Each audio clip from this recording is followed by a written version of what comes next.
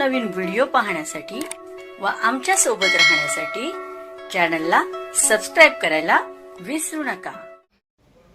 तर बघा काय माहिती आहे, 8व्या वेतन आयोगाची प्रतीक्षा करणाऱ्या सरकारी लाखो कर्मचारी आणि निवृत्तीवेतनधारकांसाठी दिलासा बातमी आहे। ताज्या महागाईच्या आकडेवारीनुसार आणि विविध माध्यमातील वृत्तानुसार सरकार जुलै 2026 पासून महागाई भत्ता 3% वाढवण्याच्या तयारीत असल्याची शंका व्यक्त केली जात आहे। ही वाढ मंजूर झाल्यास सरकारी कर्मचाऱ्यांचा महागाई भत्ता सध्याच्या जो आहे त्याहून 63% पोहोचेल आणि निवृत्तीवेतनधारकांना महागाई भत्त्या स्वरूपात मिळणार आहे। कामगार मंत्रालयाने नुकतेच जाहीर केलेल्या all India consumer price index for industrial force AICPIWच्या आकडेवारीनुसार महागाई भत्त्यात किमान 3% वाढ होण्याची शक्यता आहे। जुलै 2025 ते 2 जून 2026 या कालावधीत 12 महिन्याचा सरासरी AICPIW निर्देशांक 149.54 इतका झाला आहे।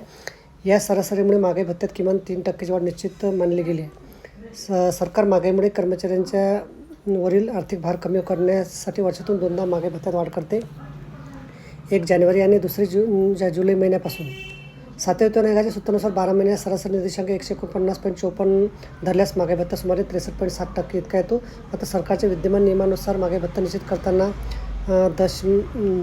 दशांश नंतरचे आकडे निकषात घेतले जात नाही, त्यामुळे 63.7% आकडा 63% असा स्वीकारला। त्यामुळे सध्याच्या महागाई भत्ता 3% वाढ होण्याची शक्यता आहे।